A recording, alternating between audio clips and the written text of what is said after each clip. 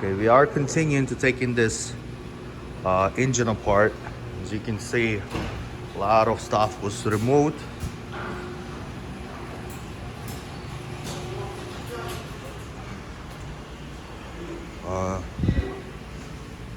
We did our marks to make it easier to time it back, and gonna end up removing this head in order to figure out what the problem is with that exhaust valve that's leaking. So that's what this thing look like without all of the additional stuff.